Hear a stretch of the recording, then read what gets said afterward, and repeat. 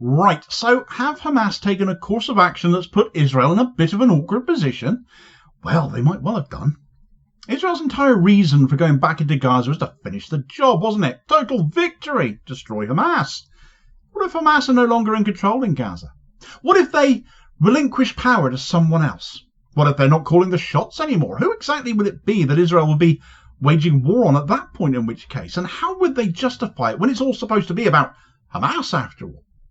Well, this set of events has come about as the result of an all-new Egyptian plan to try and restore the ceasefire in Gaza, a plan that involves replacing Hamas just as their widely accepted Gaza reconstruction plan involved, and as was the case with that plan, Hamas have accepted it. Now, with this new plan, Hamas could cease to be the governing entity of Gaza a lot sooner. Not gone completely, not disarming either, but a step in the right direction as far as Israel's claimed goals go, as it would be. Those goals are a whole lot of hot air, though, as we know. Israel have not accepted this new plan either, to little surprise and even less media attention, but their excuses going forward are going to be a lot more hollow now, surely. Right, so Egypt have once again come up with a plan. Once more positioned themselves as the key mediator with regards to Hamas and Israel, have put forward a new plan with regards to Gaza, a detailed ceasefire plan this time, aimed at halting the violence Israel have returned to being the drivers of, restoring the ceasefire, and establishing a new political framework for Gaza without Hamas. The plan calls for the release immediately of 5 Israeli hostages, including Israeli-American Eden Alexander, in the hope that this release will alleviate US pressure on all sides. This release possibly leading Donald Trump to maybe lose interest in Israel and Gaza. It really does say a lot when removing the so-called leader of the free world from the equation is seen as a positive, doesn't it? That a tactic of this plan is factoring in Donald Trump's very short attention span. But there we are. During that first week, humanitarian aid would be let back into Gaza, expanded as this would need to be to make up for the weeks of famine and starvation Israel has inflicted on Gaza. At the end of the first week, phase 2 of the original ceasefire plan would then be implemented. So there's the immediate stumbling block for Israel for all to see. Netanyahu cannot end this war again now he's restarted it, and certainly not to return to phase 2, which would end his government, as the far right of his coalition would certainly bring him down. It's exactly why he restarted the genocide. That aside, though, there is more to this plan which will make Israel's excuses harder to swallow going forwards. You see, as part of Egypt's new plan, the formation of what will be called the Community Support Committee will be formed. This body would form a new interim government of Gaza, taking it away from Hamas, and Hamas have agreed to it. This new body would be formed of various other Palestinian factions. Hamas would hand power over to them, would not be part of it themselves, therefore, and with the administrative control of Gaza out of Hamas's hands, who exactly will Israel be fighting going forwards? Nobody would be the hope, but since when did Israel not break a ceasefire, even if they agreed to this, which they haven't? But the plan also calls for the withdrawal gradually of Israeli forces, which have once again surged into Gaza. With regards to the handing over of power to a new interim government, a Hamas statement stated that following the assassination of Issam al-Dalis, highest-ranking government official in Gaza, assassinated on 18th of March, who headed the Government Administrative Committee, a position equivalent to Prime Minister of Gaza, the movement has decided not to appoint a replacement. This decision paves the way for the Community Support Committee to take over the management of Gaza's affairs. Government operations are now focused solely on maintaining essential services to prevent a governance vacuum amid ongoing war. Hamas has called for an accelerated, expedited handover of responsibilities to the Community Support Committee in accordance with previous agreed upon arrangements with Fatah. No longer making political appointments, looking to expedite the handover of governance to another body, Hamas are surely making the right noises and the right moves here.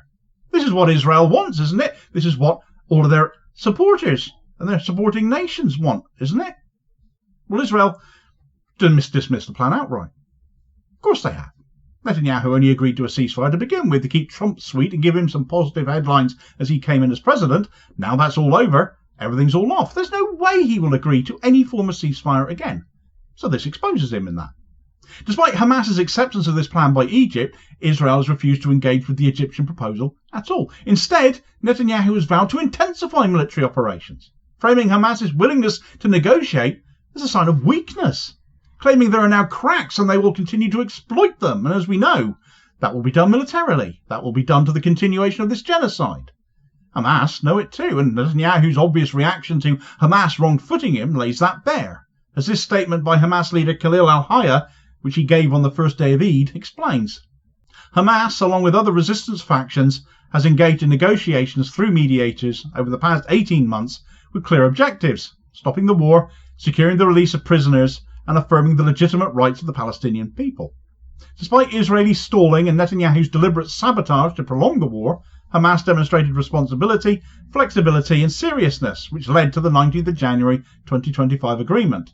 Hamas upheld its commitments while Israel violated the deal and resumed the war more brutally than before. Hamas recently received a new proposal from the Qatari and Egyptian mediators and responded positively. The movement emphasized it is not seeking new demands, only the implementation of what was already signed and guaranteed. It reiterated Hamas's strategic vision, ending aggression, achieving national unity, and working with all Palestinian factions to establish a fully sovereign state with Jerusalem as its capital and securing the right of return. Hamas agreed to Egypt's proposal for forming a civil support committee to manage Gaza, composed of independent national figures, and submitted names for its formation, urging Egypt to move forward with Arab and Islamic backing. Hamas firmly rejected any notion of abandoning responsibility or surrendering Gaza to Israeli control. He declared resistance weapons a red line tied directly to the occupation's existence and the need to protect the Palestinian state. Hanging on to weapons might be enough of a red line for Israel to carry on, of course, or at least be used as the excuse to. But at the end of the day, if the rest is agreed, there should be no need for the weapons to ever be used at all. And Israel have agreed to none of this. If the goal were truly dismantling of Hamas's governance and to remove them from power, the Egyptian plan provides exactly that. Instead, Israel's refusal suggests that its real objective is not just defeating Hamas, but ensuring the continued destruction of Gaza as a livable territory for Palestinians. And this is a conclusion many of us have long come to the conclusion is the real truth behind Israel's motivations. Of course, Israel won't just come out and say any of that, of course, but their actions speak louder than words, don't they? They have instead done as they have so often done in the past with regards to ceasefire proposals, and that is to instead demand further concessions, always want more, so they don't have to agree to what is on the table at the time, including the release of even more hostages before even considering a pause in hostilities. 12 is what Israel has said. 5 not enough. Hamas has already agreed to a structured hostage release process, so why do this unless, as usual, Israel is just not honestly engaging in a peace process because they simply don't want one? They want the Palestinian people gone, all of them, Hamas or not. Nothing short of that will do, and Netanyahu's job depends on keeping on driving towards that goal. Right now, the global media should be asking one question in relation to all of this, though of course none are going to be asking it. If Hamas is willing to step aside, why does Israel continue its assault? It's a very simple question, isn't it? You can put it to anybody who's supportive of Israel. It's a question that needs dumping on the doorstep of every media mouthpiece that does that, every pro-Israel global leader going. And they should be made to answer it if they're going to keep backing Israel, especially in our names, because we all know the answer, don't we? And it'll be harder and harder to justify if you remove Hamas from the equation, from power in Gaza.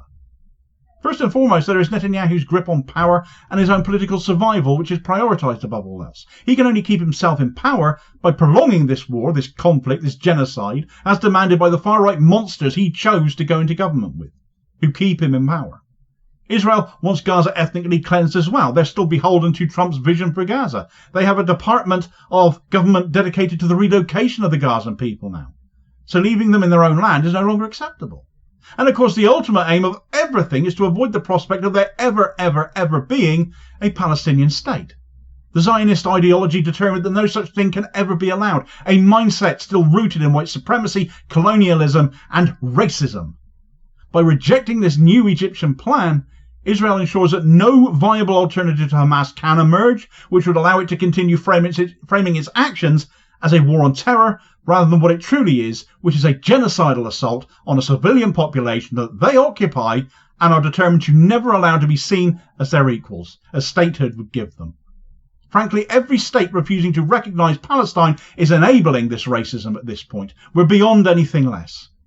Hamas's acceptance of this Egyptian ceasefire plan should have been a turning point. Instead, it's been widely ignored and gone unreported, and Israel's rejection and escalation reveal the chilling truth that this is not about security and never has been. For them, it is all about annihilation and power.